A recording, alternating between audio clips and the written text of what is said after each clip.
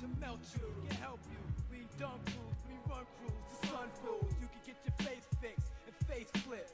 Raising out the ghetto is the poor man's wish. It's just a fat life, living raw like kids, spoiling our kids. Paradise, the poor man's wish to escape the ghetto. The ghetto can't escape you, so stay true and focus on whatever you do. It's just a fat life, living raw like kings, spoiling our kids. Paradise, the poor man's wish to escape the ghetto. The ghetto can't escape you, so stay true.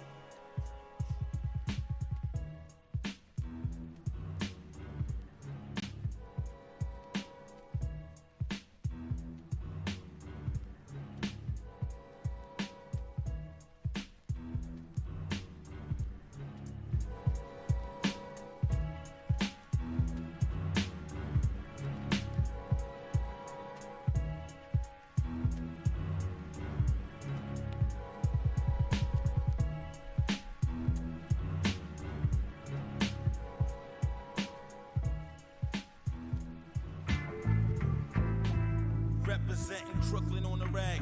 Brothers with a license to kill and a permit to bury. Verbally, to unorthodox. Just a little flavor. Lyrics coming rough from off the mind. Forget the Glocks, I'm blowing on spots, spread out the nine. Just a little flavor. Lyrics coming rough from off the mind. Forget the Glocks, I'm blowing on spots, spread out the nines. Teach me off the wall, I and I from the lion's den when I raw. And abuse more kids than Michael Jackson raising hell. Known to keep it real on the rag, hug the ground. Clowns are resting concrete. Rising up from the bunk beds, make up your coffin. Keep it real. Chase, I'm a shoot to get from the Remington still. Oh yeah, Geronimo, yo, bust the baby flow. I don't wanna grow up. Blew 'em up. My nigga, I yo, it's that good guy like Chucky. Your friend to the end. Mommy, where's my Heineken? ID ho. You back about my baby daddy, bro. Kid, I open past the fire, grab the hand and walk the way. Just a little flavor. Lyrics coming rough from off the mind. Forget the Glocks, I'm blowing on shots without the nine. Just a little flavor. Lyrics coming rough from off the mind. Forget the Glocks, I'm blowing on shots without the nine. Give me the microphone, phone the mic, I know you crave this. I can kick a flow like Sammy Davis. Well, hardy, I'm hard. Give me the microphone and I'ma rip shit like a sword, make him dagger. Must be ragged, some kid, you know, comp. Punks jump up to get mother knocking stomps. So yo, hey, time to change up, rearrange up. I'm bringing the wicked proper, the rugged and rough, tough and opera. Me, think at all. Feeling a raving lunatic Who can rip it off flow? Yes, that criminal-minded hustle through your chest. So yo, chase, I guess you're next to flex. Just a little flavor. Lyrics coming rough from off the mind. Forget the Glocks, I'm blowing the shots without the nine. Just a little flavor. Lyrics coming rough from off the mind. Forget the Glocks, I'm blowing the shots without the nine. Tick, tick, tock, the sound of my clock. Boogie bang, boom, the sound of my clock. Creeping up from the woods, yo, my mind's out of order. I put cities under siege when I breathe. Give me the microphone, I hit with a two-piece and the biscuit is the Batman. Dome dwelling, resting in the bush. Split personality, but snag a bus. Hey, I can even rhyme even. So 1, 2, bust me down, word up, I'm about to sneeze. You know watch me ripping in Japanese. Yo, ho guys, I hate my soul, hong long, shang long pie. Chase shoots the gift like boom, bye, bye. I urinate on your punks when I'm pissed, I'm catching asthma. Where's my primatine? Miss? Sleep, I be deep as the abyss. Just a little flavor. Lyrics coming rough from off the mind. Forget the Glocks, I'm blowing the shots without the nine. Just a little flavor. Lyrics coming rough from off the mind. Forget the Glocks, I'm blowing the shots without the nines. Once again to bring a nigga to his knees. Excuse me as I flow with thieves. Damn, justice is my day. Hey, yo, Jay, about the days is great. Damn, just my luck. I can't understand why my father is acting up. Determined, spitting lyrics like a German Luger. Transform the chase dog to Freddy Krueger. You got the body and I've got the brain. Keep the baby face, yeah, you're throwing mama off the twin. Hi, it's Bugsy from Brooklyn, where diehards dwell.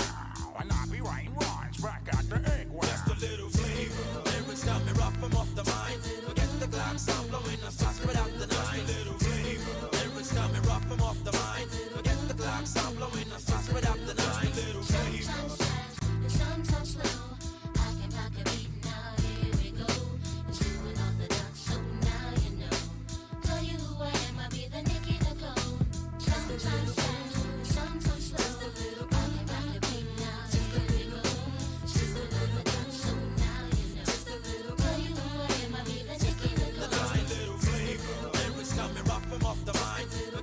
Glocks, I'm blowing the spots without the nines. Lyrics coming rough from off the mind. Forget the Glocks, I'm blowing the spots without the nines.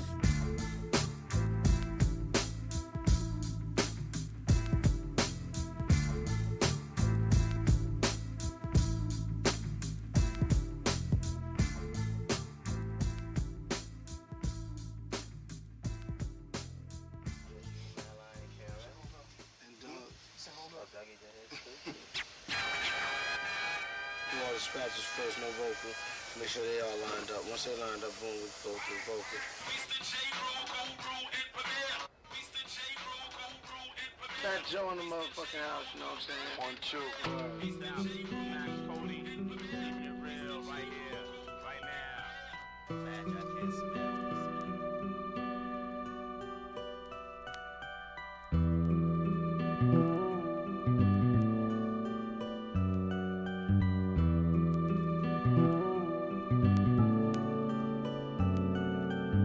Heads I knock when I pack my pistol. Shot cocks my Glock, knocks more heads than the Bristol Hotel. Oh well, I saw it when the fool that I shot fell. Like pump 6 shells into his blood rail house. I didn't come in, so your bus could cause no ruckus. I kick like Pele, hey, got more dick than buckets.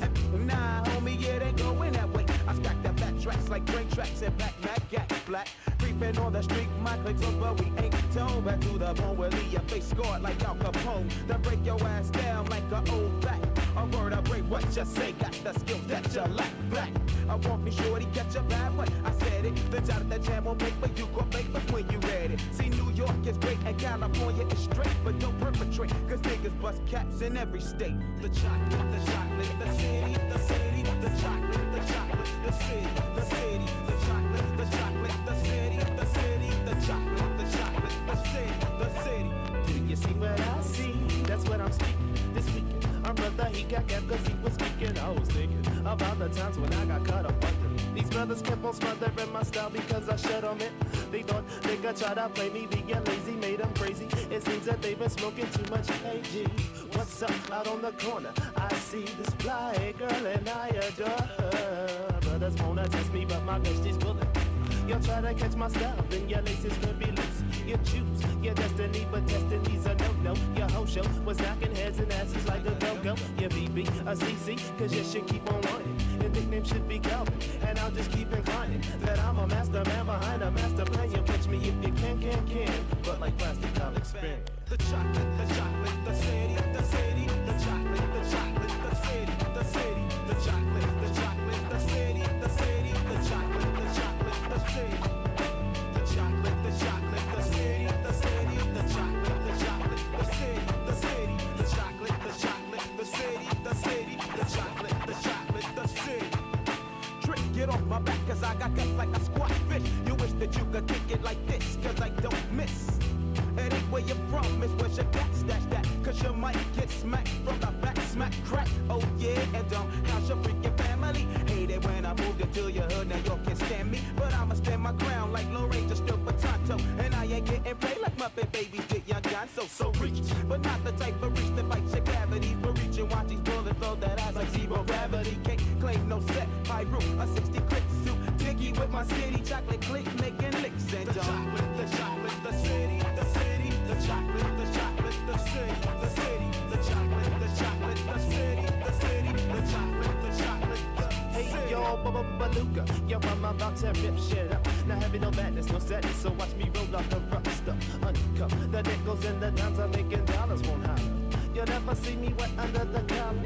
You better believe it, yep, you better believe it. If I'm slimy, then I'm slick, don't get up at you, call me Rick. And I won't sing the same song. Have you swinging off my neck so you can call me Donkey Kong? Songs bring out the best in me, yes, I see you putting yourself together. Rhymes float just like a feather.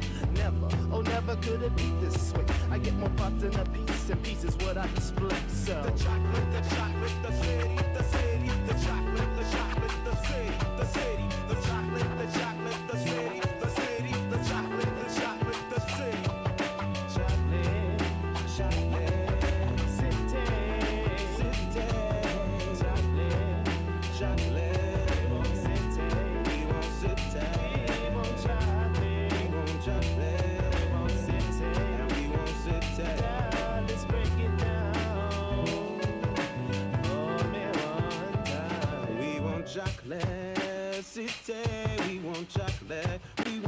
city. We want chocolate. We want city. We want the chocolate city. We want chocolate. We want chocolate. We want city. The head tag inside the bones in the Que4 Studio. Erase, Echo, Cripple, Joel, and Low. Yo, check it out, check it out. 9 triple trade past the Y2K. While I still stay inside the instant plane. I gotta expand and extend my tentacles. My pen hassles to pad. I send shackles to speakers that locks down. Seals off your block like dead witnesses, slips, kissing gunshots. You thought that we was gone. You was dead wrong. Still have skills to rush it up like a Megatron. Like a son of the sun, I shut up when I come strong. Go live 100% roll uppercut style. Beef with me and the fuck you up. Take you to the Happy New Year! Happy New Year! Ladies and gentlemen, we are back on Northside Plugged. Long anticipated, I know. For the new year, 2022. Yahoo! Yahoo! We are back. On a bittersweet day, right?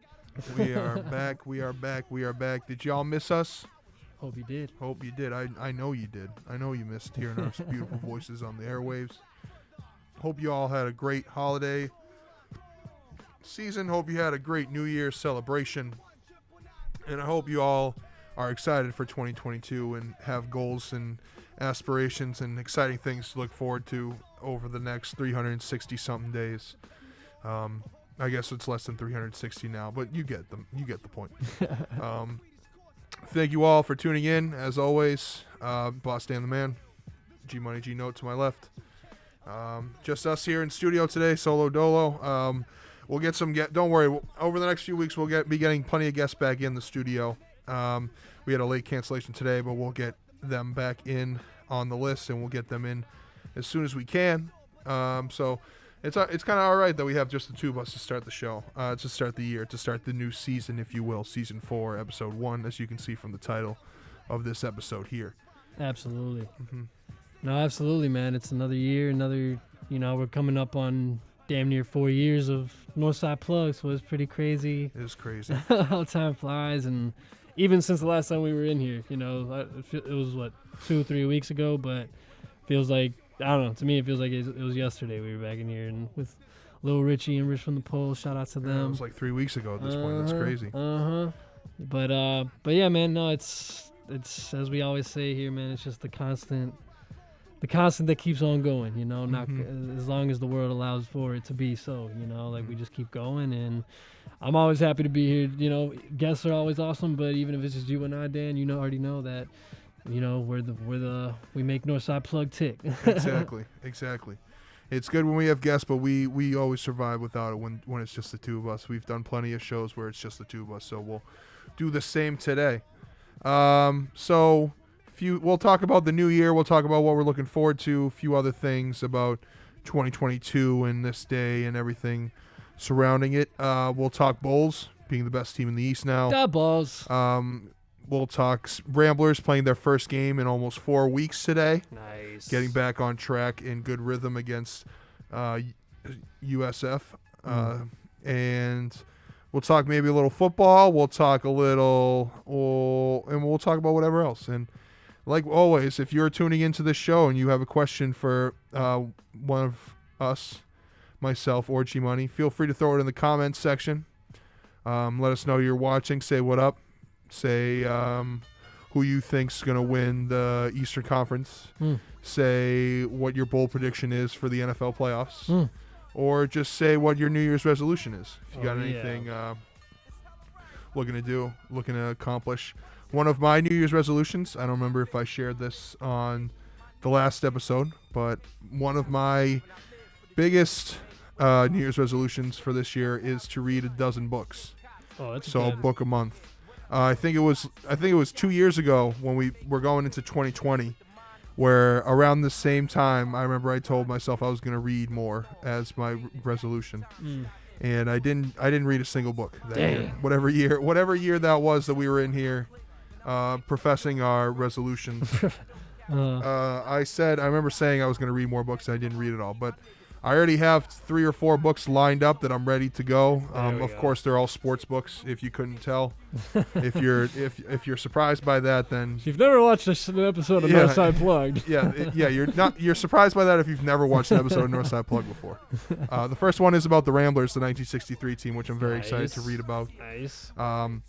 But so yeah, that'll be coming, and don't worry, I'm gonna have everyone hold me accountable. So if you see me on the street or if you hit me up on social media and ask, "Hey, Boss Dan, how's that first book coming?" Feel free to hold me accountable, because I fall easily to peer pressure or when people are expecting me to do things, and I don't like to let people down. So if I have people in my corner letting me know, checking in on me, how I'm reading, how my book's coming along, it'll make the process that much better for me. So You heard that. so you heard feel that free here to call me first. out. Yep. Don't be afraid to call me out on my bull crap. All right, On your book crap. on my book crap. There it is. There it is. Do you have First any? bell ring of the year. Do you have Oh, any it's sad. resolutions off the top? That was just one. That I have like a ton of things I want to do this year, but that's like the easiest one to kind of say. I don't know if you have anything that's easy to talk about like that or easy to describe. My best overall general resolution per se of the new year is just to focus on the right things, focused on positivity, focus on eating right, treating my body well, being the best person that I can be, so that I can be the best person, in everybody's life type of thing, people that are in my life. So I don't know, man, just another year of trying to do better and get right. So, I like that. I'm going to try to read a lot more. Not a lot more, because I'm not going to put that pressure on myself, because I already know how I am. But I am going to... You saying that is motivating me to at least pick up a book and, read one day, Yeah, and my mother, love my mother, God bless her. I don't know if she's watching this. She's probably not watching right now, but she might watch in the morning. Nice. She was a reading teacher for 30, 40 years. Something like that, and she would always make us read over the summer, and she would always make us be on top of our summer reading. She was one of those parents that would make sure that we're doing it all and stuff like that. Yeah. And then once I got to college, when I was out of her grasp, I was just like, I'm not reading anymore. It's like a rebellious thing. And now that I'm an adult, I realize that I probably should read more, and it's it's good for my health and my brain, to make sure my brain's still functioning, still works at that kind of frequency, and to read new words. And there's so many books out there to read and about all different types of topics. So I'm gonna stick with mostly sports and nonfiction, but I definitely want to dive into the fictional genre, or the historical fiction or things like that eventually. So that'll cross my mind. But for now, I'm just sticking with the sports, sticking with what things I know I'll enjoy when I read. For now, It's a good way to ease your way into it, so that not once you're a couple books in, you have the routine of yourself of how to sit down and read a book, basically. Exactly.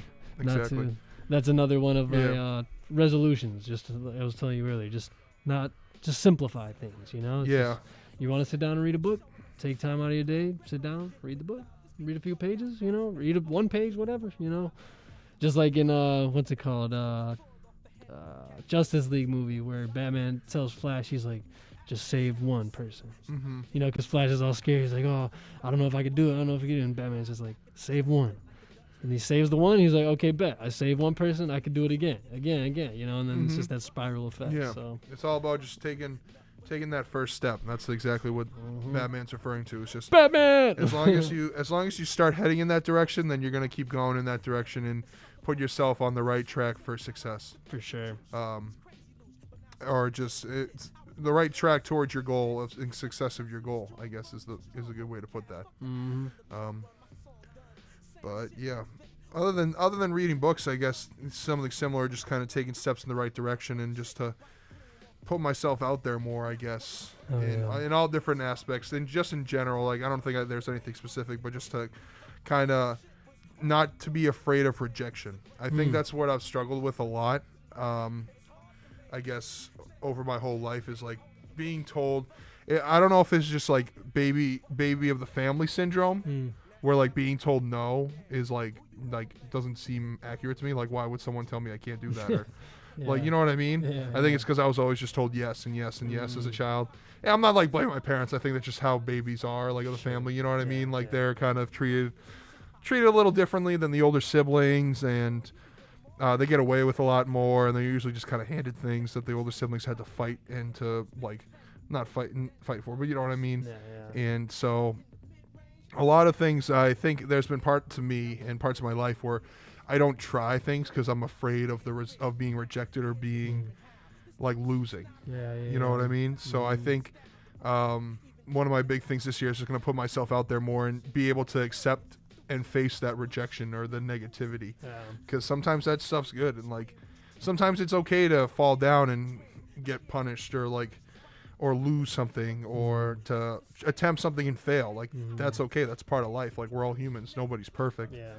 So I think that's another thing that I'm gonna kind of focus on this year is to put myself out there more and not to be afraid of the rejection and the failure, because that's just part of life and that's how you grow up. Absolutely. It's just all about fear of the unknown, you know, and that's every human struggles with that. We all struggle with that. Oh yeah, absolutely. In our own ways, you know, and it's like, and I think that's just that's a great just mindset or realization and segue into the mindset of like, okay, like, yeah, it's 2022, you know, we're 26, we're in that stage where we're real, you know, childhood is behind us, we've gotten our feet fully into adulthood, now we're really trying to figure things out, all in the middle of a pandemic that just doesn't seem to end, you know, so it's like, through all of that, how do we figure out our situations, you know, and everybody's answer is different, so it's, you know, how the world allows you to in this coming year. It's like go out and try to link up with your homies, or go out and, you know, put yourself into new situations to meet new people that, you know, can help, you know, you evolve. You know, you can help them evolve. They can help you evolve, whatever the situation is. You know, it's just all about elevating. And I don't know, as you get older, you just, you know, as we were talking about earlier, you know, it's just you prioritize what really matters in your life and what's important, you know, and it's like, okay, do I want to keep putting up with the same silly things and routines that, you know, sure, maybe have been successful and worked for me before, but it's like now it's like, am I ready to take those next, and I'm just speaking generally, you know, am I ready to take those next levels and stages mentally in the real world of like, okay, I'm actually going to do what I can see and have been visualizing my whole life, you know, if that makes sense. No, it definitely makes sense. I definitely agree with you. Yeah, just being able to visualize yourself in certain things will help you kind of move forward in that direction, I think. Like visual, I forget I don't know if there's like a term for it. I can't think of one that's just like not visualization, but just like putting yourself in that position, or like imagining yourself in that position and kind of working backwards. Sometimes it helps people to work backwards from there and see how to get to that position and work backwards to see what steps you need to take. But yeah, I definitely I agree with that as well, with what you were saying. It's going to be an interesting year. Very excited for it. Very nervous. A lot of fun things planned for this year. Big things in life and here on Northside Plugged. Got plenty of ideas of things that we want to do and move forward with. Absolutely. Just hopefully this COVID stuff kind of gets under wraps so we can be able to do these things. Hopefully it's not a similar to 2020 situation where in March we get told that we can't come back in. Right. That'd be terrible. Right. That would stink. But if we were told to go home, we might be able to finesse a way online. Oh still. yeah, for sure. I think in 2020 we were just like so in shock about worrying about ourselves and our health and all that. We never really responded to that and never really got back at it. You know what I mean? Like we didn't really do anything during those months. Where this time I feel like we can do so much to kind of keep you, our valued listeners and our fans and our friends and our family, our Northside Plug family, kind of in the loop and keep them involved and just to keep me going, because we're not going to let the pandemic, we're not going to let this virus stop us. No. As no one should let it kind of hinder us from doing whatever we want. Yeah, so absolutely, man. And I think too, you know, that originally was such a big shock, and you know, that whole year was just so uncertain, and it was just literally like one thing happening after the next, after the next, after the next, you know. So it's like, barring any other crazy, unpredictable situations that happen, that hopefully knock on wood possibly don't happen, you know. But it's like, I think, you know,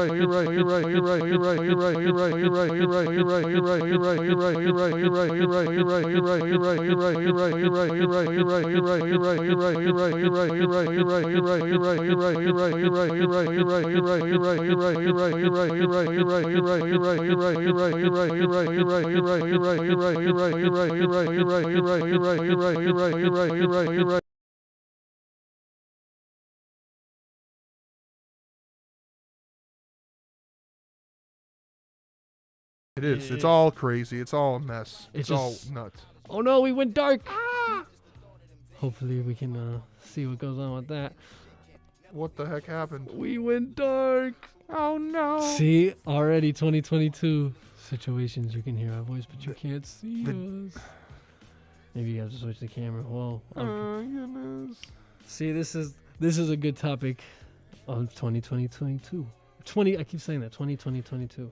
2022 is things are gonna happen, unpredictable situations, and you're gonna be like, why did this happen? Yeah, why the heck did that happen? Why the heck did that happen? The camera's still on. Yeah, that's strange. That's weird. Maybe go do the settings.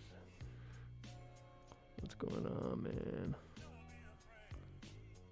Sorry, ladies and gentlemen. We're trying to get back situated right now.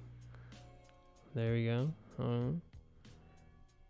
Hey! We're back Hey. on Northside Plugged. There it is. There it is. Shout out to BossDan the man for figuring it out. And shout out to the 2 viewers that are still here hanging with us. Appreciate you guys tuning in for that little debacle. Our color code is really nice right now, actually, bro. We do. This looks very visually pleasing. We got the red. The red. See red. See red. Well, okay.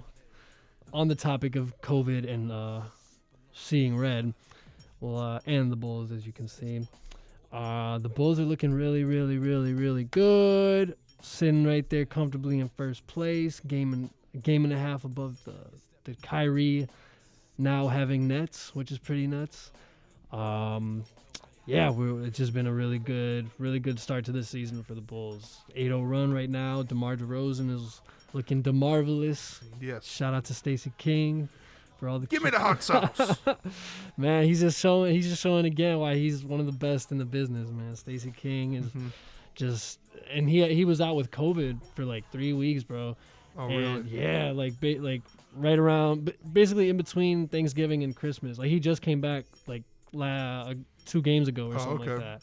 But yeah, man, it just, he is the soul of watching a Bulls game. Like the other people that were doing it, like, you know, they were they got the job done. Don't get me wrong, you know, but it's like watching a game with at least Stacey King, you know, and before it was Neil Funk, and now it's Adam Amin or whatever. He's pretty decent. I like bro. Adam. Yeah, I like cool. Adam Amin. He's really Yeah. cool. I like him. It's just, man, it's very exciting, and Mm-hmm. like Stacey King just always says the right things. He just understands, like, from a Chicago perspective, like what the fans are looking for and trying to find it, which I'm sure you can relate with in Boston, because I always, like, I never listened to a lot of Boston games, but whenever I did watch a Boston game Well, and it was on the TV network of yours, Tommy Heisen. I was thinking the same thing. he passed away, right? Mhm. R.I.P. That's what I'm saying. Yeah, he was great, man. Oh yeah. He was great. Yeah, if you have the right like play-by-play and color commentator for your team, it makes the viewing that much better. Mhm. Like being a Red Sox fan and having Don Orsillo or Jerry Remy was like the best way to be introduced to baseball. Yeah. And like having great announcers and great play-by-play and color commentators are so vital to fandoms, I think, and it makes watching the team that much better. It could like draw the fans in even like no doubt. even more just by hearing them call games. Like they may not like have any affiliation with Chicago or anything like that, but they hear Stacey King like say, Yeah. "Give me the hot sauce." Yeah. They might easily just be like, "I want to start watching Bulls games now." It's just the association, because I was really like, when I would watch the Boston guys, it would be cool to hear like the thick Boston accents, and you know, it's just like you knew they were in tune with Boston. You know, not just the Celtics, but they were in tune with what's going on in Boston. What And it- kind of call is that? You just get the overall experience, you know, and I feel like them, like the Celtics, the Bulls, the Knicks, like Mike Breen and what's his name? Damn. Walt Frazier. Yeah, thank you, Walt Frazier. Shout out Walt Frazier. The Warriors announcers are really cool. Mhm. Charlotte, like I don't know much about Charlotte to be like, yo, like, you know, but their announcers are just really funny. And but yeah, no, absolutely, man. Color commentators, and that's the key to a good enjoyment game. That's why Bang and Marv Albert, you know, What's and, that? Kevin Harlan. I really like Kevin Harlan. Kevin you know, Harlan. like they're all just really good. And since we haven't been back, man, R.I.P. to John Madden. You know, speaking of great R.I.P. commentators. R.I.P. John Madden, true legend, true icon of the sport of football. We missed a lot of his like heyday in announcing, but from all the stories I've read and I've heard over the past few days and weeks, it's like the man revolutionized how you call a sports game, and obviously he was the face behind the biggest sports gaming franchise ever For sure. that I'm mad at, but that's just how they handle it now. Like the way he was able to start that game on 2D 8-bit gaming to where it is now, it's unbelievable. So yeah, R.I.P. to John Madden. What a true legend, in every sense of the word, a legend. Absolutely. Yeah, man. And it's like I'm not like the biggest football fan, but even like his voice in like the video games, for example, like his voice in the video games and just like the name Madden, it's just like, you know, and you would always have like the best or one of the best players on the cover, you know, just like NBA 2K or whatever. That would always draw me in, you know, and it was just the cool commentating, and then just I didn't know all the rules and whatnot. I just like, you know, messing around with it, but it would still be fun. And, you know, I feel like John Madden had that effect, even if it was like indirectly. It was just kind of like sucked you in and at least brought some sort of interest into it, because he was always so like, you know, you could always tell he's just like football. Yeah, football. It seems like everyone who was talking about him said he was like the true essence of living and breathing football. Like everything that happened, everything he talked about was just football. For sure. So definitely agree with that, and definitely sad to see. And it's wild because they were showing a Madden like documentary on Christmas on Fox, and then he died a couple days later. So it's kind of weird how that all happens. The timing of it all is just so weird sometimes. Yeah, we're meant to go when we're meant to go, you know. R.I.P. to Betty White. R.I.P. to Betty White too. I think it's always more, but 99. 99. She was just about to turn 100. Yeah, it's wild. All right, we have Riley. Hey there. I'd like to know your guys' playoff seeding predictions 1 to 10 for the West and East. 1 to 10. That's a challenge, but we're up for it. All right, so let's look at the current standings. So the current standings, you have your number 1 Chicago Bulls. And then you have the Nets, Bucks, Heat, Sixers, Cavs, Raptors, Hornets, Wizards, Celtics. And then the West, you have the Warriors, Suns, Jazz, Grizzlies, Mavericks, Lakers. Nuggets, Clippers, Timberwolves, and Spurs. So we'll break it down. So Looking at the West. I'm looking at the West.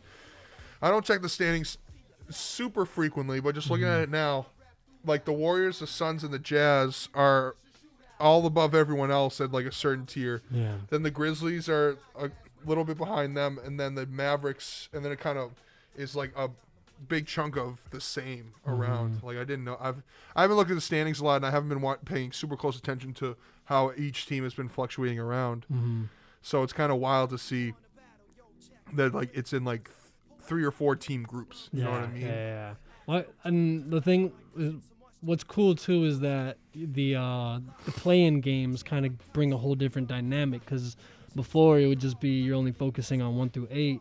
Now you have to focus on 1 through 10, right? And even the 11 to 12 seeds, you never know, because they may be able to sneak in, you know, if they stay close. So it makes the whole league, I feel like, a little more wide open, and there's more possibilities. So to kind of like break it down a little bit, looking at the West, I feel like Dan said, you know, it's broken into kind of 3 or 4 tiers. I think the 1 through 3 are probably going to stay 1 through 3. 1 through 3, you know, Golden State and Phoenix they're going to fight for 1 and 2 for sure, you know, and then you have 4, 5, 6.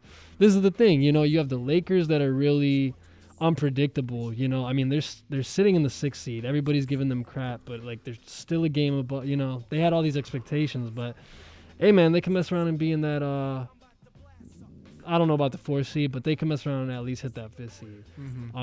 But you look at the Denver Nuggets, who are missing a lot of players. You look at the Clippers, who are missing Kawhi Leonard, as well as probably some other players. I feel like those 2 teams are like teams you got to watch out for in the playoffs. Teams that if they're healthy, they could make some noise. Absolutely. They can mess around if they get healthy towards the end of the season. Maybe mess around and get into that 5th and 6th, you know. And then you go down the line, and you've got Minnesota that's kind of like sitting in the middle there, right? So I think Minnesota will probably mess around and sneak into the play-in, just because I think Anthony Edwards is really, and of course Cat, you know, but Anthony Edwards is growing as a star in this league. Absolutely, which for sure they desperately needed. And then so it's going to come down to the Spurs and the Kings and maybe the Portland Trail Blazers, depending on Damian Lillard, you know. But I don't know, man. It's just like Bill Belichick and the Patriots, you know, like with San Antonio and Popovich. You just never can count them out. Never count them out. Yeah. So if I'm going to predict it based off what I see now, I'd probably go Warriors, Suns, Jazz. I'll go Lakers at the 4. I think I think they're gonna go on like a weird end of the season run if everyone's healthy and like LeBron starts putting up like 35, 10, and 10 a game. Because I feel like I can never count them out. So I'll go Golden State, Phoenix, Utah, Lakers.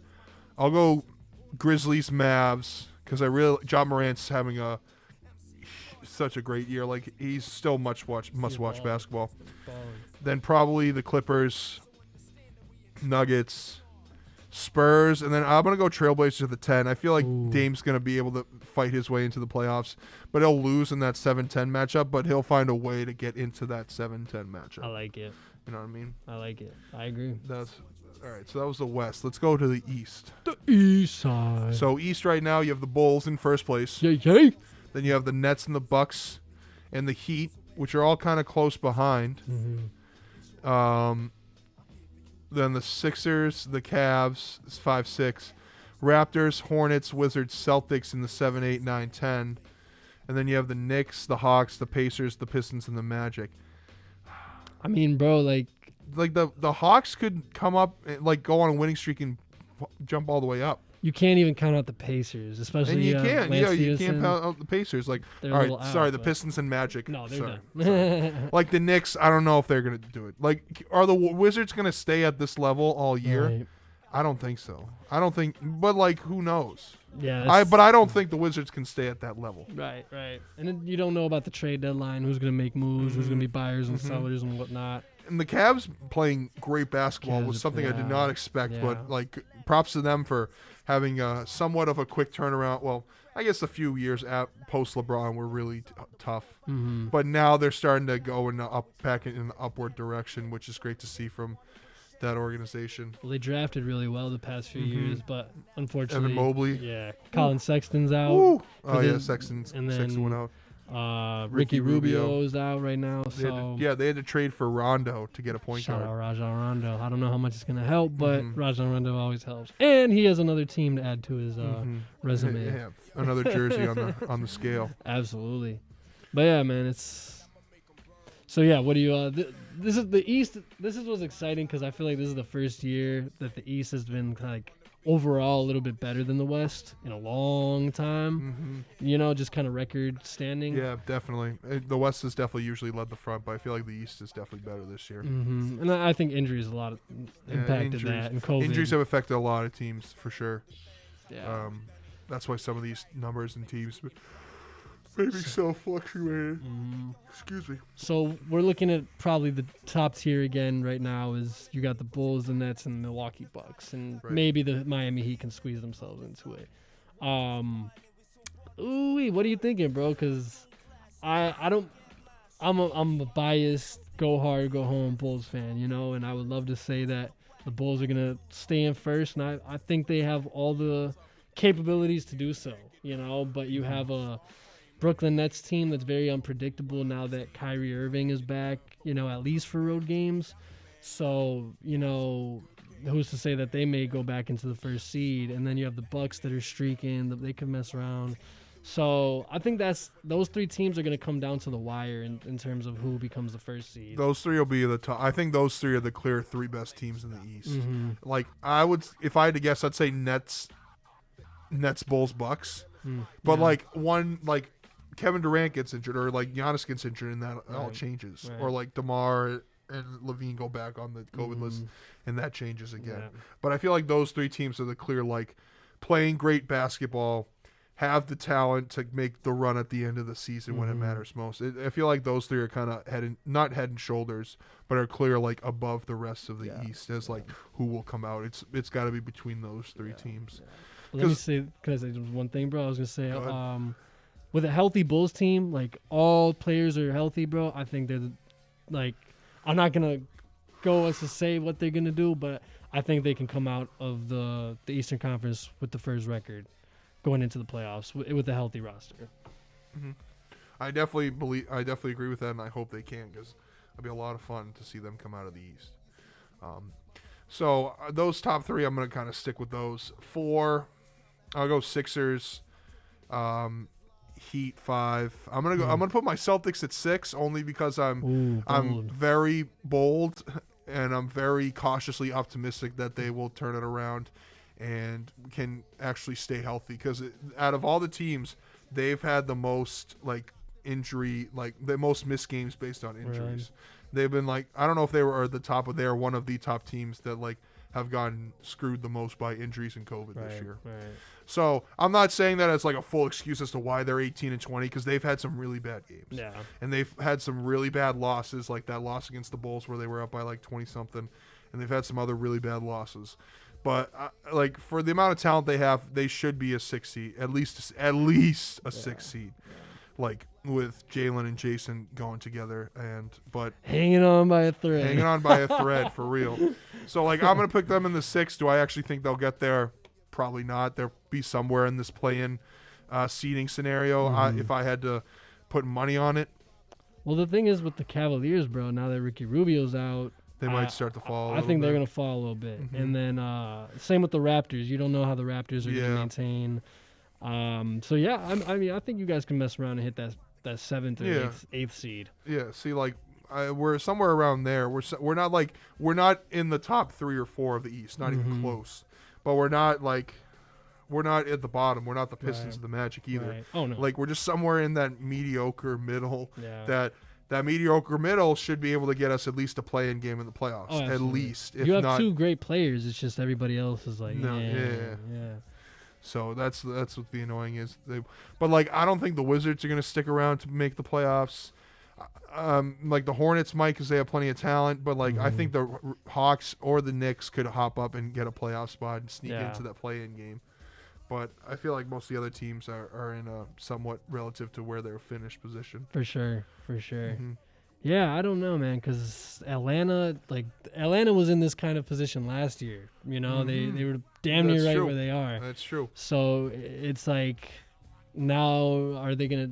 I don't know if they're thinking about getting rid of coach or whatever. Probably not, Nate McMillan, because he did did a really good job last year. But I don't know, man. I think they have the most potential to turn things around out of all the other teams, because the Knicks are looking very just out of sorts. You know, they're trying to duplicate what they did last year, and it's not working. And like, everybody else got better. That's the thing. Yeah. And, like, they benched Kemba for a while. You know, That was very weird. yeah. Granted, he came back and balled out for a couple games or whatever, but that type of thing, they just don't really know what's going on. And Tom Thibodeau, man, I don't know, man. Like, shout out Tom Thibodeau. He brought success, but there's weird things going on around him sometimes. Just in terms of the basketball teams that, I don't know, it's just strange. Ever since Derrick Rose got injured and all that, bro, like, every team that he's on, it's just like they can be like right there for a while, and then it's just like they just never feel like they're gonna get over the hump. Every one of his teams, you know. So I don't know, but yeah, I think everything is kind of gonna shape up how it's looking right now, outside of Atlanta, and then I don't know, bro. You're kind of sleeping on the Washington Wizards. I am too, but at the same time, I feel like I didn't even think they would be in the position they're in right now, type of thing. Yeah, you know, true. Very true. like they in that game against the Bulls, where shout out DeMar DeRozan. Hit over Beal. We were just lucky to win that game. You True, feel me? Because Kyle Kuzma hit a tough 3-point shot, bro, that put them up ahead of us. So they're a competitive team, man, and I will not count them out for sure. Yeah, and like they could come around and surprise me. Like, definitely, there's always that one or two teams that like surprise you, and Of course. I think the Cavs are the first team that surprised me, but the Wizards are definitely up there as the second one. That's just like, oh wow, like they're in playoff contention right now. That's kind of weird. And sure, like we're not even like halfway through a full 82 game season. Probably COVID kind of affected a lot of those, but the schedules will start to heat up. I mean, the All-Star game's not for another month, like 6 weeks, I think. I just looked it up, like it's middle of February. Nice. Very exciting. So that'll be a lot of fun when that comes around. But yeah, there's still plenty of season left, but at this point, it seems like it's kind of shaping up to where we would have all expected. But there's still plenty of time for things to change, and like we said, there are some teams like the Knicks or the Hawks or who's in the West, like the Clippers or the Nuggets could like just shoot up and go like win like 15 out of 20 or something like that, or like 16 out of 20 and just go on a crazy tear to kind of to help themselves. And it's all about who's hot at the right time. That's always what the postseason's about. All about runs too. All about runs. Streaks. Absolutely. So thank you, Riley, for that question. It looks like your picture is the Dallas Mavericks logo. So your Mavs are currently in 5th place. I think they'll stay around there. I don't know if they have the talent to kind of jump into that top 3. Right. But with Luka, like they should be a top 6 seed, like no doubt. Ever since they've had this like Luka relationship basically, and Kristaps, like they've just been in that 4 to 6 limbo. Every single season they're in that 4 to 6 limbo. They'll have a competitive first round, maybe get into the second round, probably not. I don't know, man. Like Mark Cuban's got to slow down on the NFTs and start worrying more about his team and try to get some better players around Luka, because I see a Luka exit coming very soon if they're in Luka limbo for much longer. Boy. That's the Luka linguistics hitting y'all right now. Luka linguistics hitting us with the Luka logic. The Luka language. The Luka language. So speaking it into existence. with wherever Luka may go. But Absolutely. I definitely. Could Luka be going to the Lakers? Oh God! Oh God! No! God no! Please no! No! Please! Who? I feel like him and LeBron would be the only two to touch the basketball. Like, That's all you need at this point. No one Better else. than No Russell one else Westbrook. would get it. That'd be better than Russell Westbrook, bro. And then it could just be Gosh, a Luka and Russell Westbrook Luka, trade. LeBron, Lakers. La la la. And then Russell Westbrook just runs a train wreck over in Dallas for with Kristaps and He makes just goes all back to averaging like 12 rebounds and 12 assists with like 6 points. He's just facilitating all over the place. makes all those Texas fans mad. Get this dang player off my team right now. Dang gummit. Get this dang player. He off ain't a my Maverick. team. All right, Patty B, what's up? Who is one player you want the Bulls and Celtics to get at the deadline? I want the Celtics to get a rim protector. Same for the Bulls. Or a consistent three-point shot off the bench. I don't know if I have a specific player in mind, but the Celtics, the struggle with the Celtics the past like 6 or 7 years, I feel like it's always been bench scoring. Yeah. And there's not a reliable scorer that can come off the bench and drop 30 if we need it. So I would say a good bench scorer was what the Celtics really need, or a true point guard in the sense of facilitation, and I like just someone to kind of go in for Marcus Smart to like facilitate it, because like I love Marcus Smart, and like Dennis Schroeder's good, but they're not like true point guards in the sense of like facilitating an offense and getting good looks for the players around them. For sure. Like someone like not Rondo, because Rondo just got traded, so he probably wouldn't be. But like someone like a Rondo who's good at getting guys the ball where they need it to get Jason and Jalen good shots, because sometimes it feels like they get stuck in isolation ball, and I hate that when they just stick there dribbling and then they just throw up a shot. Ugh, there's nothing I hate more in basketball than dumb isolation plays like that. And it could work. It's just you guys don't have enough players around them. Exactly. It gets played out after a while. It's like defenses will figure out how to guard them very easily. Exactly. Because there's no other options. Right. What do you think the Bulls should try to go after before the deadline? The Bulls, man, we're just missing a decent, like, lengthy power forward center backup that is going to give us consistent minutes, like a JaVale McGee. Like if we could get, he's with the Suns and he's a great fit with the Suns. But if we could get like a JaVale McGee type player, that would solidify the Bulls. I think like they could be championship bound at that point. But there's really nobody on the market. Unless so he's not as much of a rim protector, but I would not mind getting Boogie just because the Bucks, I think, are at least planning, if not have already waived him.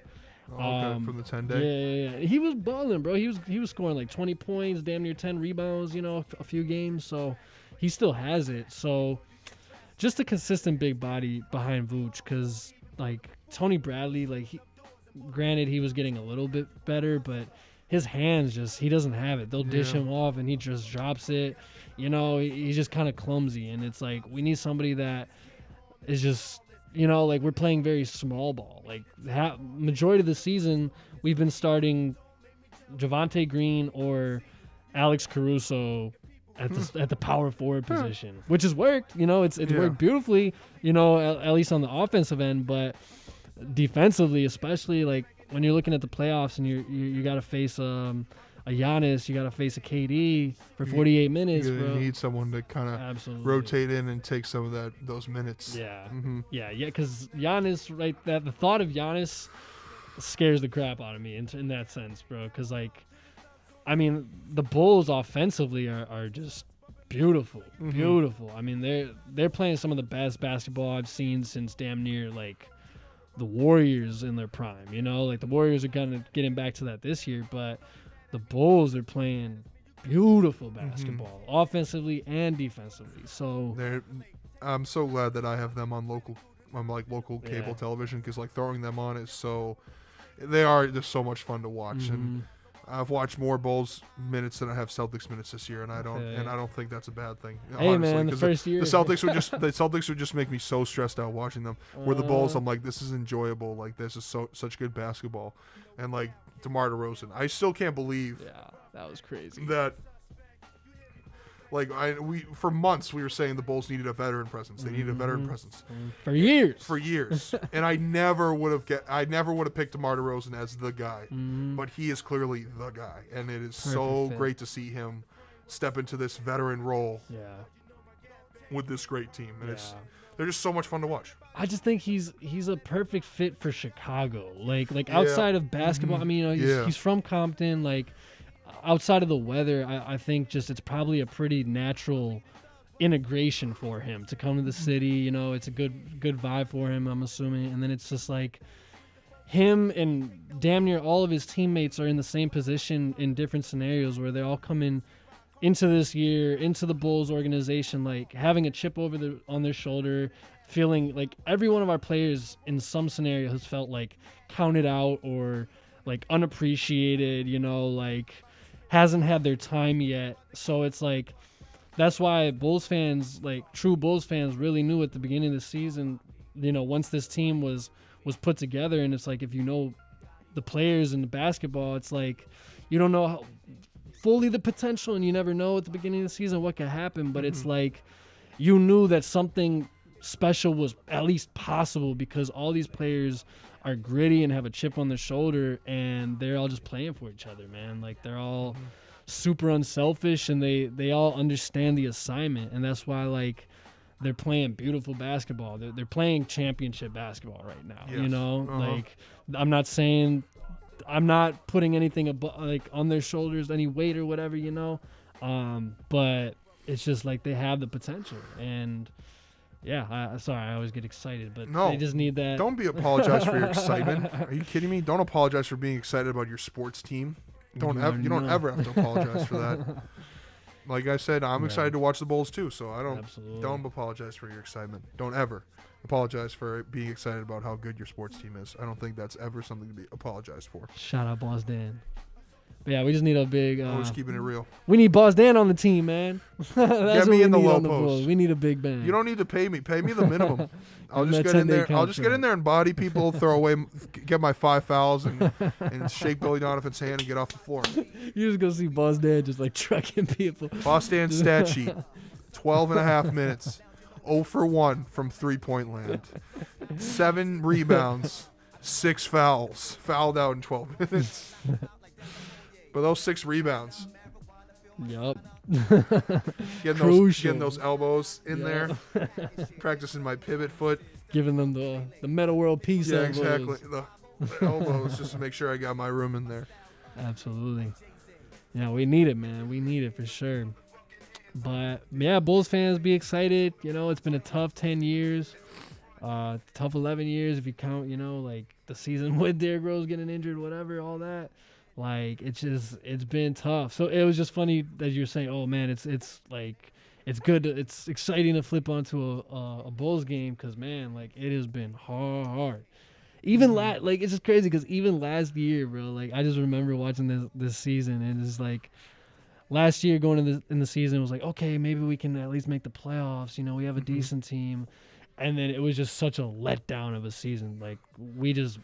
And then COVID screwed things up for us too, whatever, but it has been a dismal decade to be a Bulls fan, man. Like, it is just, ugh. So that's just another, like, life is hard, things are hard, but at least coming from a Chicago Bulls perspective, like, that's something that's making this year a little bit easier. It's just like, the Bulls are at least competitively good, man. And just watching those back-to-back, what's it called? Game winners. It was like, it's not, it's us. We're winning the games. We're not the ones getting buzzer beatered on, right. And hopefully, it's still a long season, but it's just like, it's just fantastic. It's freaking fantastic. Freaking fantastic. There's no better way to describe it. It's just like, man, because you've been here when the Bulls made the playoffs, right? Or yeah, no? We went to a playoff. We went to a Celtics Bulls playoff game. That's right. But even then, it's just because that was with Rondo and that was when Rondo got hurt. Rondo and D-Wade year. But even then, it was just like we just were kind of hanging on by a thread. Like this is gonna be the first year, bro. You're gonna experience like I don't know if it's gonna be the same, but because with D Rose, it was its own hype. You know, it's like you have D Rose from Chicago. Like that's unheard of. With this team, everybody's just excited that we're good, and the city, bro, come playoff time, come springtime is gonna be lit if we're competitive in the. I like the sound of that. It's gonna be lit. I'm telling you right now, we're gonna be teed in Chicago. We're gonna be teed. I like the sound of that. It's gonna be a good year, everybody. Yeah, so hopefully, the Bulls will clearly be buyers at this deadline. I hope the Celtics are also buyers. So we don't have sorry, Pat, we don't have exact names for you of who we think, but we do have ideas of what our team should go after, and hopefully the front offices listen to us because they know that we know that they know that we know. Hey, man, the Lakers are just like letting Dwight Howard and DeAndre Jordan rot on the bench. Give us one of them. Yeah, let the Bulls have one of them. We'll take Dwight Howard off your hands. What? Give us Dwight Howard to see what we do, bro. Dwight Howard. Give us Dwight Howard to might see go what back the to averaging Bulls 10 and do. 10 on the Bulls. Hey, man, we don't even need a lot. That's the thing. We just need somebody that can let Vooch get some rest. That's all we need. Yeah, right. To give him a breather and allow someone else to go bully the best big man in the league for a little bit. Yeah, because outside, like, our next big man outside of Vooch is like Derrick Jones Jr., bro, who has been balling. Don't get me wrong, but he's not a big man. He's not a big man. Yeah, he's not a big. He just jumps. He just jumps out of the gym. Athletic man. That is an athletic man right Very there. athletic. Very athletic man. That's for dang sure. Shout out Shy Slamma Jamma. But yeah, man, that's my excitement for the Bulls. I hope, again, Bulls fans get geeked, hit up that All-Star voting, get DeMar DeRozan and Zach LaVine, maybe even Vooch in the All-Star game. Get Jaylen Brown, Jason Tatum in there. They deserve it. And yeah, it's a good time to be a Bulls fan. Heck yeah, there's your ballot right there. I think that's 6. That's 3 guards, but just do the best you can. F it. You have multiple ballots, so don't be afraid to change it up for your Northside Plugged family onto who should get in there. Yep, that's the Bulls. Any other NBA excitement that you have on your for the NBA hot take list? Don't have too many NBA hot takes right now. I think I kind of expressed what I was feeling with what the current state is. Yeah, absolutely. Yeah, that's all I got for the NBA. The Warriors, that's what I can say. The Warriors are looking good, man. It's gonna be a Warriors-Bulls possible finals. And Clay's finally coming back. Ooh, Clay Thompson. That's the hot take we need. Who literally hasn't been. Like, I saw I was watching SportsCenter today, and they had, like, players, what teams they were on last time. Like Russ was still on the Thunder the last time Clay played. That's nice. So he was on the Thunder, went to the Rockets, and now is on the Lakers. And it's been terrible ever since. So, and like Anthony Davis was on the Pelicans. Like, Kawhi Leonard, that's when he won the title with Toronto. Right. Yeah, like it's been a minute since Klay Thompson's played some NBA basketball. Shout out to him, man. It's gonna be great to see him back on that floor, because the man is the definition of a walking bucket. So to see him back on the floor with Steph, and they're in first place without Klay Thompson, and they're getting Klay Thompson back. Yeah, yikes. Yeah, that's good. Pray for the Western Conference. No, it's I give so much credit to just athletes in general that, have to go through that, go through terrible injuries, and you got to rehab yourself back, and that's, you don't see those days, those months, those hours, whatever that, unless you've like been through something like that. It's just like, it's just, you got to give all the credit in the world for especially athletes, because like they come back. Not everybody, obviously, but if you're lucky enough to come back from a terrible injury, it's just like, and then play at a high level, man, bro, like that's difficult stuff. That's some difficult stuff, and I don't know. You got to give credit where credit is due, for sure. Exactly. And credit to Steve Kerr. Steve Kerr. Wicked spot. And he made that shot for the Bulls. Can't it's forget. True.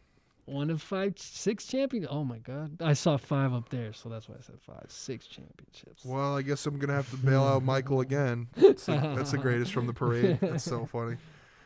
Yeah, man. I got a question for you. Who do you think is gonna win the next championship? The Celtics or the Lakers? Because you're both sitting tied at 17. If I had to guess, it would probably be the Lakers to win the next one. I want this. I thought the Celtics were going to win like 3 years ago. Now I'm just not really sure. Now I just have like no idea if they're going to win or lose. Yeah. Like there was a couple of years ago where we had LeBron and the Cavs on the ropes, and I was like, oh my God, like we could actually win the whole thing. For sure. Absolutely. And I was like, oh my God, like we could beat the dumb green drunk on the green Kool-Aid meme was like, we could beat the Warriors. Like, what do you mean, dude? We could kick their ass, kick their butts. And now I'm just sitting here like, well, I hope maybe we can get to the conference finals. Like that'd be great. It's just like we're in just such a weird state right now. Where as long as the Lakers have LeBron, I think they're always going to have a chance. As long as I know he's 37 or 38 or however old he is.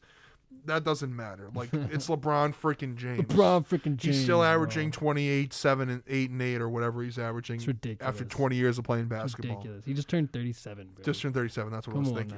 Now.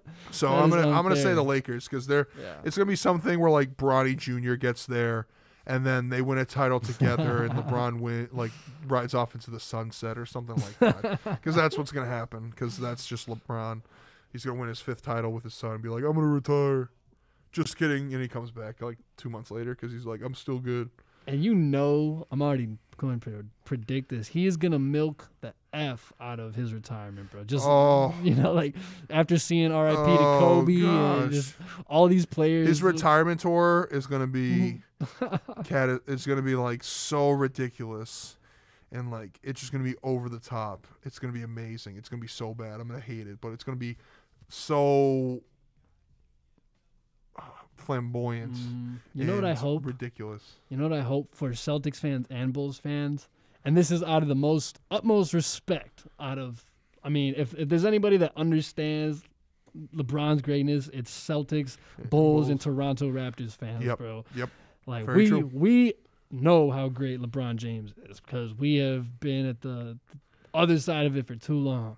Speaking from a Bulls fan's perspective, bro, just for comedic reasons, I hope like the last time that LeBron James is in the United Center, we boo the crap out of him. Like we just boo the crap out of him because like again, out of respect, we know what it is. Like we're gonna miss him once he's gone, yada yada yada. But man, like I don't want to see no hypocrisy, bro. That man took away championships from us. You know, like great career, you're a fantastic player, top 5, top 2, whatever you want to put LeBron James in. That's the bubble, but nah, we're not taking. We're going out like just how we had to take it, bro. Booing that man. That'd be so great. I kind of hope that happens as well. That'd be so awesome. I hope I'm at that game because I will be. Even if I'm the only one, I will boo that man just for the fun of it. And then my respect will continue. We'll clap him on the way out, but for the 48 minutes on the floor, just boo the absolute. It's like nah, man. Even when they're trying to play the what's it called? Are they really gonna play? Are they really gonna do this to us Bulls fans? They're gonna play his best moments on the jumbotron in the United Center. Yeah, he's gonna get it at every arena he goes to. Just the highlights of him crapping on the team. Just absolutely like the Celtics are gonna show the highlight of him destroying Jason Terry, and like I'm gonna be like, what the heck are we doing here? Like, why are you showing this man destroying one of your players? No, like, bro. Why? Like, come on. Dude. Like, now we understand how it was when Kobe was doing that for team. Right. But I just feel like, I don't know, bro. Like, Kobe was different, man. Like, if it was a Kobe situation, and this is, I don't know. I feel like you can better speak about this because you were in finals. So, if you had the same choice, like, barring, like, forgetting everything that's happened in between, like, just from his retirement, if you were at that last game, would I boo LeBron James? No, would you boo Kobe Bryant? I probably would. The same conversation we're having about LeBron James. Would you boo Kobe I would have the same thing where it's like I'd boo him during the game, but as soon as I see him walk off the floor, that's when I'd start clapping and be like, all right, you're one of the greatest competitors in your sport of all time. Like, I'm gonna give you the respect. Absolutely. But I still hate you. I still hate you as a player in between those lines. But outside of those lines, like, congratulations. I'm so like give them all those things. But as long as those sneakers are inside those lines, I'm booing. Absolutely. I think it's funnier too, bro, because like people like. I'm pretty sure Kobe got a standing ovation when he left the Garden. Oh yeah, people were respecting the hell out of Kobe. That's the thing, bro. Like Kobe had respect, and that's why I think it's funny with LeBron because it's like he has respect, but at the same time, it's like he left a lot of people with bad taste on their tongues, you know? So I think that's supposed to be funny, like, because going out and just, like, giving him crap, bro, because, like, you had a great career, but, exactly. You know, like, just, Couldn't, it is what no it better is. way to say it than that, really, honestly. No a better way. lot of tears were shed in the cities of Boston and Toronto and Chicago because, man, it was tough decade. But yeah, shout out to that man, and that day will come, but hopefully not soon. Still a couple years. I'm telling you, he's gonna wait for Bronny to come in so he can play with Bronny, and that's I've said it before. As soon as he starts playing with his son, that's when I'll declare him better than Jordan. That's when I will give him the thing if he can be able to stay long enough to play with his son in the NBA. Yeah. That's where I'm like, all right, this man's goated. That's where he'll finally earn my ad. Actually, whatever, you get it. No, I get it. And that'll just be like a crazy historical sports moment. Exactly. You know, like one of the greatest athletes of all time, definitely of our generation, you know, plays with his son. Like that's just incredible. Like that's nuts. So according to my logic, that also makes Ken Griffey Sr. the greatest baseball player of all time because he played with Ken Griffey Jr. There you go. There it is. So it's Ken just Griffey Jr. longevity, man. So Ken Griffey Sr. the greatest baseball player of all time according to my logic. Shouts out him and shouts out his son. Does Babe Ruth have anything to say about that? No, he's dead. No, Babe's long gone. He long gone. Sorry, Babe. All right, Sorry, Babe. Pour one out. He's probably been dead for decades, but pour one out for the Babe. Baby Ruthie. Baby Ruth. Speaking of baseball is in limbo. So what's going on with baseball, BossDan? You know what's happened in baseball since the last time we talked? Nothing. The Players Association and the league haven't gone together to talk at all. Damn. They've done nothing. That's crazy. And you know that's really bad because that means that it's going to keep going on. And There's that been means no progress. No progress. Yeah. Zero progress has been made. Yeah. And like I get that they wanted to like take the holidays off and not talk, but there were people were saying that as soon as like 2022 started, they would get back into negotiations. Nothing has happened, which is making me very nervous that we're not going to start the next season on time, which makes me very, very, very nervous about what details need to be ironed out in this new CBA because there are a lot of things that they need to talk about. A lot of things like money wise, like young contract wise, universal DH wise, rules wise, like league wise, like it's a lot of things they need to get kind of get the ball rolling on. So I'm trying. They better get this going like soon, like sooner rather than later, because no one wants to miss baseball, and everyone's getting sick of like. And it's, you know what the craziest thing is? Ken Rosenthal, who's a longtime baseball writer. You'd probably recognize him if you saw him. He published an article saying how so he works for the MLB network, or he did work for the MLB network. I guess that's going to ruin the story, but he made a story basically calling out Rob Manfred for not doing enough to save baseball. And then he got fired by the MLB network for speaking out against the commissioner. Damn.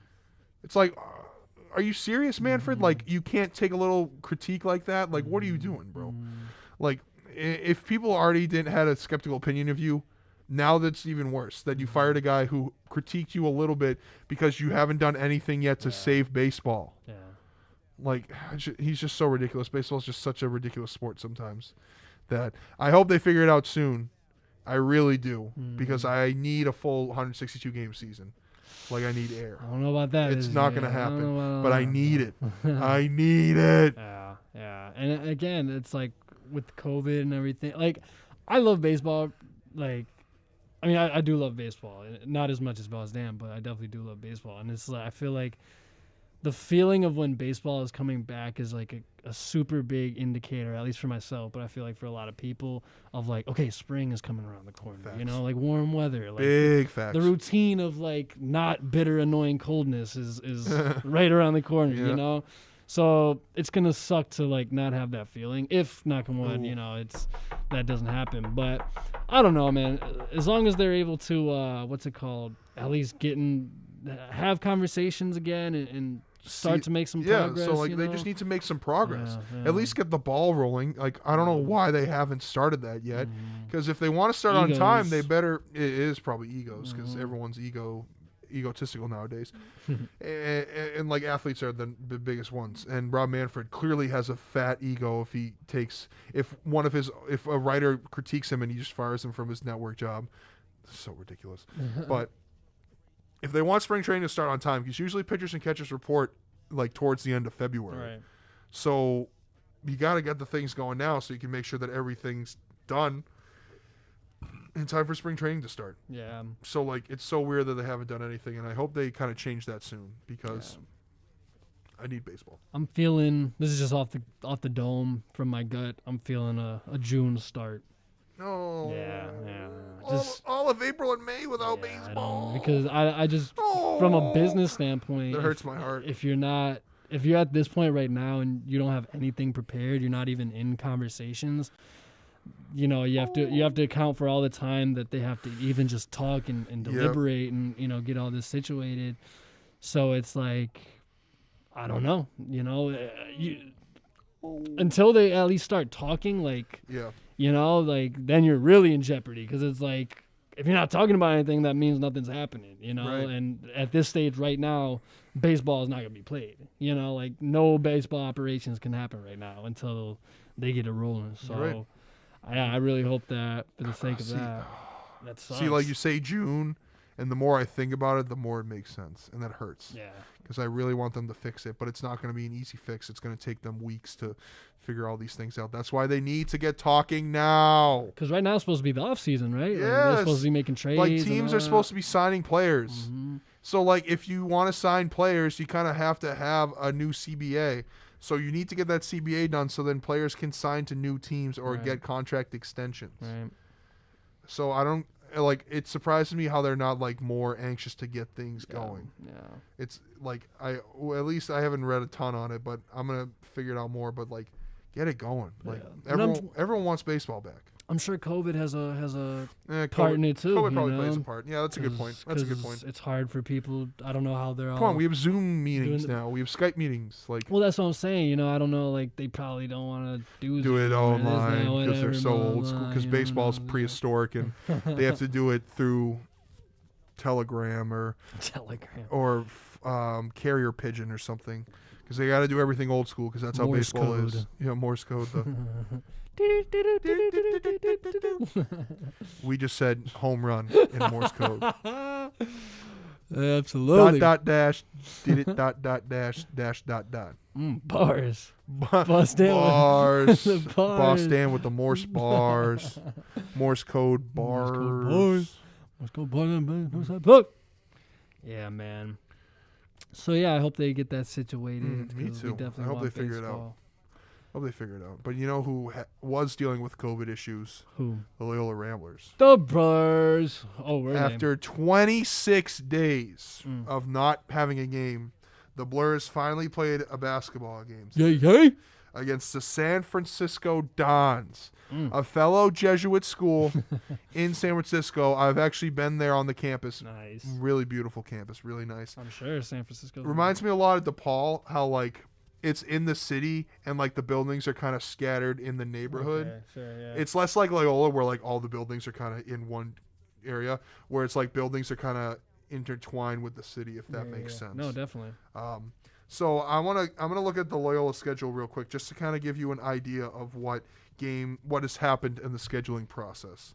Break it down, BossDan. So the last game they played was on December 10th against Vanderbilt, which was a Friday. Did they lose or did they won? They won. They beat Vanderbilt. That's what's up. That's dope. And then they had a week off because that was like finals time, and then they were scheduled to play on Sunday the 19th against Norfolk State. I believe on Saturday or Friday that game got canceled because Loyola had. That's when Loyola first had 4 or 5 cases of COVID. So they missed that game. And then they had another game scheduled for later in December against Davidson. Later that week, that one also had to get canceled. So that was 2 games. Did they forfeit or is it just like rescheduled? It's just canceled. Like those 2 games are canceled. That's good. So then, at the beginning on January 2nd, on last Sunday, they were supposed to play. They were supposed to play Southern Illinois. That game, Southern Illinois had problems, so that game got canceled. Damn. And got rescheduled for the end of this month. Or later this month, I'm sorry. So then, in hopes to play a game, they tried to schedule St. Xavier, which is a Chicago school, like a very small Chicago, like I think D3 school, that they just wanted to get on the schedule just so they had to play a basketball game. St. Xavier had COVID issues, so that game got canceled. Yesterday, they were supposed to play Illinois State. Illinois State had COVID issues, so that game got canceled. So they've had like 4 or 5 games that got canceled or had to be rescheduled because of COVID issues. That's nuts. So earlier in the week, once they knew Illinois State wasn't going to be ready, they called out the San Francisco Dons, their fellow Jesuit school, and they played this game at Salt Lake City Catholic Community College. Bro, I seen that. I'm like, why are they all the way in Salt Lake City? They played at a neutral site, community college, which also holds, I think, the G League team for the Jazz. That's kind of cool. Because I saw G League on the floor, and I was like, G League? That's pretty cool. So they called up the San Francisco Dons, who are in the West Coast Conference, famously holds Gonzaga and St. Mary's. Who can we beat that doesn't have COVID? See, but the great thing about this game was, like, San Francisco was 13-1 before this game. Really? Like, Nice. they were playing very good basketball. Everyone was seeing them as a potential bid stealer in the West Coast Conference. Like, everyone's been seeing the West Coast Conference as having, like, potentially 3 or 4 teams this year. Like, the Dons were one of those teams because they were playing so great. Dons. Their one loss was to Grand Canyon on, like, a buzzer beater. So they've been playing great basketball, and, like, both these, like, and the game, like, just because the Dons lost, it doesn't really hurt their resume because Loyola's, like, around, like, the same tier of them as, like, these great mid-major programs that don't necessarily have a ton of, like, great games scheduled, but they're winning all of their games against good teams. Yeah. So, like, the loss doesn't necessarily hurt the Dons, and it helps Loyola, like, a ton being a team that's, like, at their level. For sure. So it was I didn't watch it super close today, but from what I was watching, Loyola, like, didn't miss a step. They looked the same as they did 4 weeks ago. A couple things that, like, you expect to have from Russ, like, of not playing a game, but their defense still continues to reign supreme. Ryan Schwieger, the transfer from Princeton, was looking phenomenal today as a guy who can kind of take over the offense when needed. Lucas was doing his thing. They for a team that hasn't played in 4 weeks, they looked great. That's awesome. So it was great to see them come out with that kind of energy, and their next game's at home on Saturday against Bradley. So from here on out, it should just be conference games, and hopefully nothing else really gets screwed. But you never really know with this COVID stuff. So very unpredictable. Yeah, times. so we'll see. But it was just great after, like I said, after 26 days of no Ramblers basketball, to see them come out and get a good win against a great program today was just a great sight for sore eyes for someone who hasn't watched, like, any college basketball since Loyola stopped playing. Yeah. No, I feel that, man. Excuse me.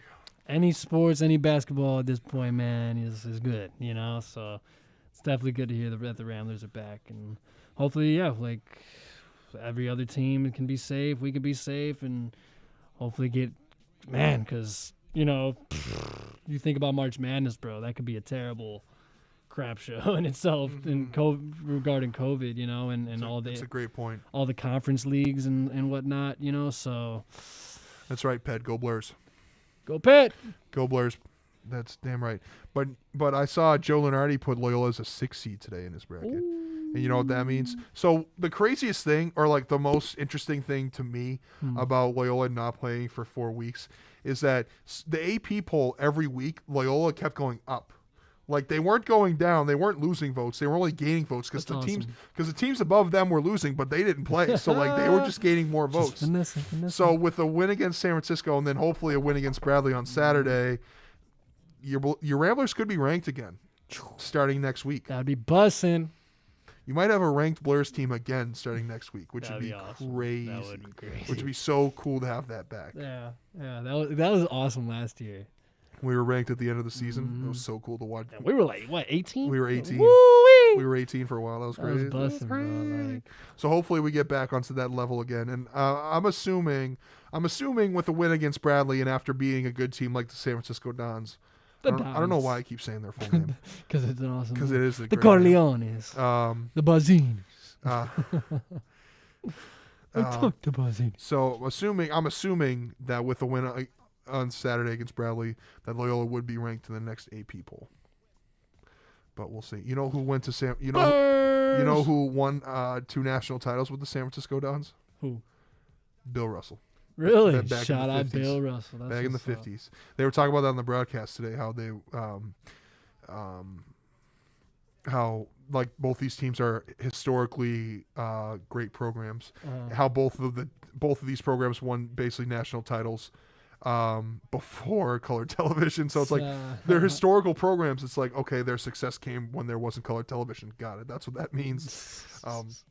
But that's also funny. A fun fact, Sister Jean is from the San Francisco area. Okay. She was there on the day the Golden Gate Bridge opened and was one of the first people to walk across the bridge in 1937.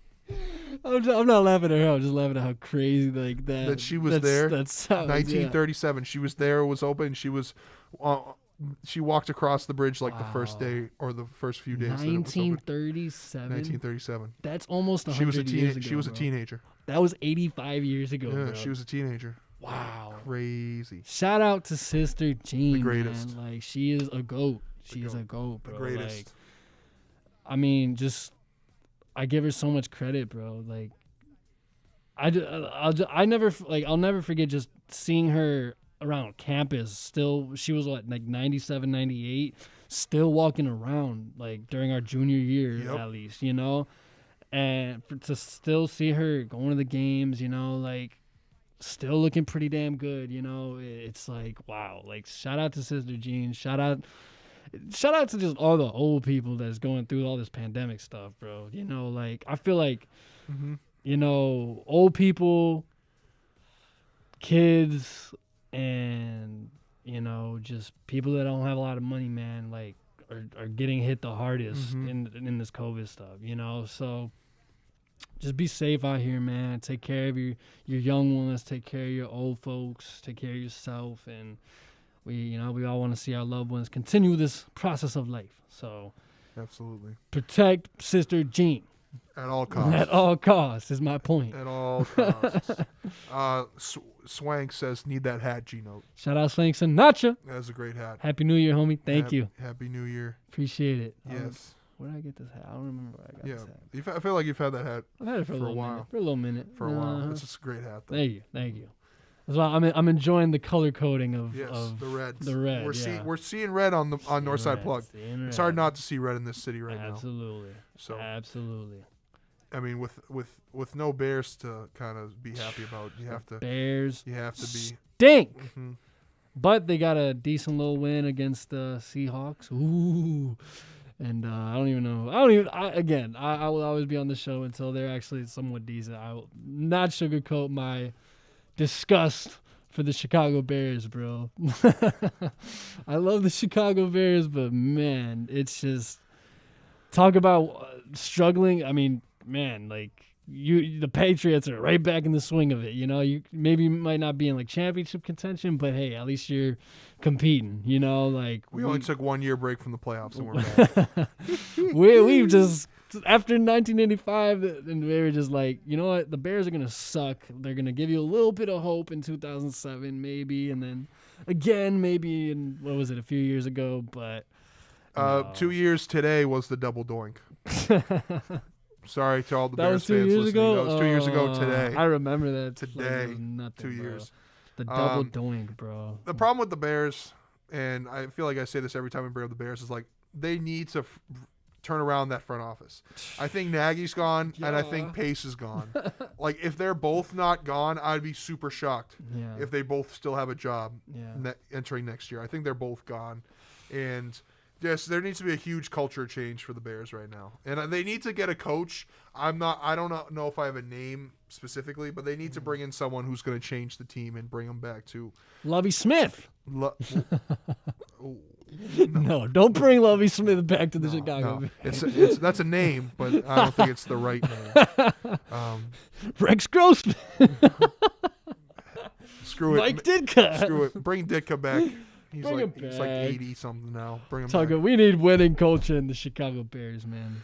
But they just need some changes, and there's like someone to better address their problems. Because like I don't think Pace has done a great job, and I don't think Nagy has been a great coach to kind of lead this team right now. It's just like the offense is in a weird spot, and the defense just isn't what it used to be. It wasn't even what it was like 2 years ago for that team. That Absolutely not. like it's not even near where it was at that level. Before it was like, okay, our offense can suck, but our defense could at least like finesse us and keep us in games. We can mess around. This year, it's just like everything is just. Everything's just exactly. know. That's a good way to describe it. Another season for the Bears.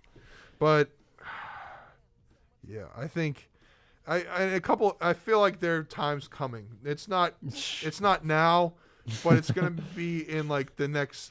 We've been saying that for the I know. I'm trying to be over a decade. I'm trying to be as optimistic as possible for all my Bears fans out there. No. I'm trying to be optimistic. We're happy about the Bulls right now. We're on to the Bulls. Like I said, the Bulls. The Bulls is all that matters. This was literally, bro, everything that you just said, we were saying the past 20 years for the Bulls. Like, as soon as the Michael Jordan era was done, that's exactly what we were saying. Oh, we need a new front office. We need a new coach. We need a new culture, blah, blah, blah. Literally, what happens? You have basically in the span of a year, all of that finally happens for the Bulls, and look where the heck we are. You know, that just goes to show, like, I understand, you know, there's cap situations, money, you know, you're in different markets, yada, yada, yada. But if you have the opportunity to again, like you said, flip your culture, you know, flip your front office when you need to, it's just like, I really believe, man, it's just a power grab, you know, when you're in those situations. It's just like, because you're wondering for years and years and years, why is things not changing? Why are things not changing? It's got to be because these dudes are greedy and they don't want to spend a certain amount of money, or they don't want to do this, do that, whatever. And it's just like, it gets played out, you know, and it gets absolutely. It just gets to a point where enough people have to be fed up. It literally got to that point for the Bulls where literally everybody was saying to the point, like, get Garpax out, where John Paxson himself finally felt the heat on the hot seat and was like, okay. Like, finally realized that he should get off. And it's not even like they got fired. He made the conscious decision to be like, yo, like, thank God he was, like, selfless enough to make that decision, because he could have been like, no, I'm just going to stay here.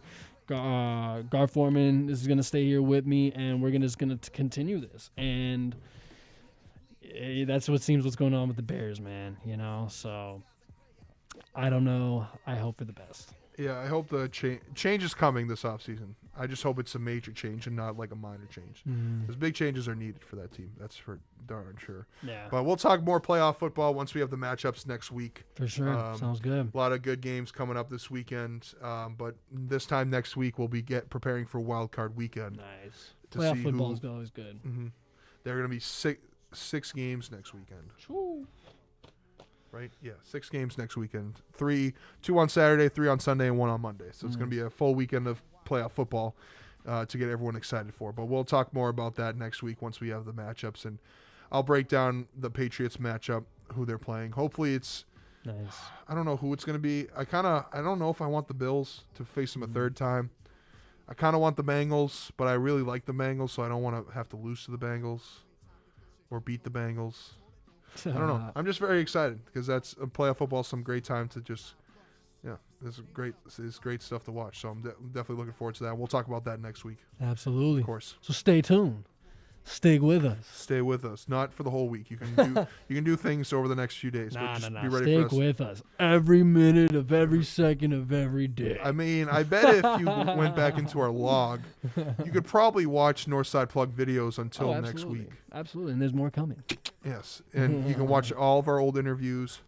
until next Sunday, and I bet you'd make all that time. Absolutely. Either way, though, like all jokes aside, definitely check out our Northside Plugged YouTube channel, the one that you're on right now if you're watching our live stream. Because Right now.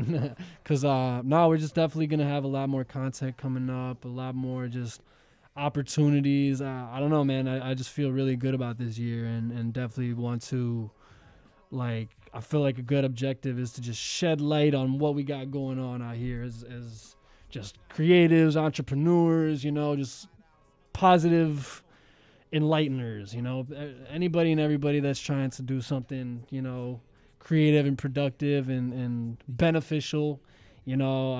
I really want to highlight that, and I think it's important, you know. So we're definitely going to do everything in our power to continue to bring a great show, bring a great experience, bring great entertainment. So yeah, definitely stay in tune with us.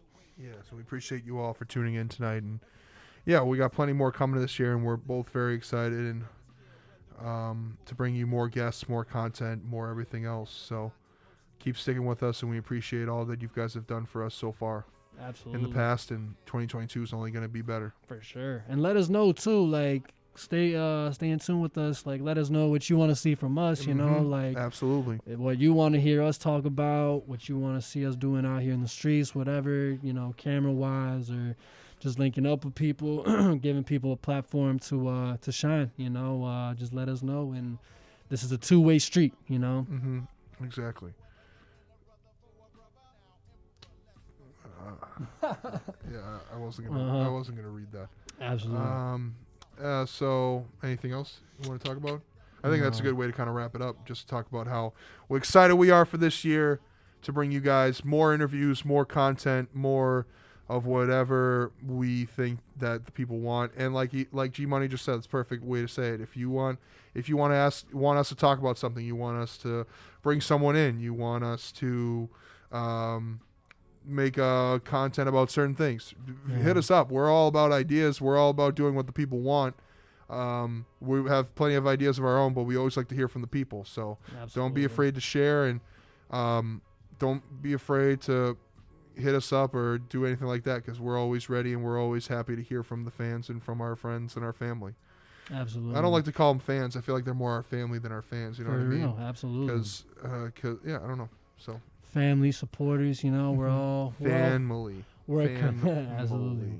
This is all a community at the end of the day, you know. Community. That's a good way to say. Absolutely. This is all community, and again, want to shout out Que4, everybody here. Que4 doing their thing. Another year here. I'm so happy to be here. Yeah, very grateful to be here. Yep. Absolutely. But yeah, that's actually really all that I have. Yeah, that's all I got too. So that'll be it for tonight's show of Northside Plugged. Thank you all for tuning in. Next week we'll be back. Well, like I said, we'll preview some playoff football. We'll obviously talk Blurs. We'll talk Bulls. We should have a guest in next week, you think? Maybe not. Maybe not. I guess we'll find out. We'll find out. But we thank you all for tuning in as always. Very excited for the future for 2022's version of Northside Plugged. Absolutely. A lot of great things coming. So make sure you stick with us, and we love you guys, and we appreciate everything that you do for tuning in. And y'all stay safe, and y'all stay warm, and be careful, and have a great 2022. Yes, stay safe and stay healthy out there, people. So from BossDan, G Money, G Note, have a great weekend. Yes, sir. Yes, ma'am. Stay safe. Be warm. Love you guys. Be well. Happy 2022. 2022. Yeah. Deuces. See ya. And I'd be wrong if I snap they neck, hit their bank account and cash they check, and have their car wrecked. But that's exactly what they get, frontin' like it's somebody, and I'm here to tell a little something about it. These three niggas from the Bay ain't having it. If you touch the motherfucking mic again, fuck, I'm grabbing it. In 93 we taking no shorts, but your shorts is stretching across the stage wearing hoe shorts. So sit your butt down and beat the funk, and wash your ass cause your shit stunk, cuz. Do the whack MCs, they get boning on. Check it out, we got a chrome you down. Drop them in the head with my mic like this. Do the whack MCs, they keep boning on. We got a chrome you down.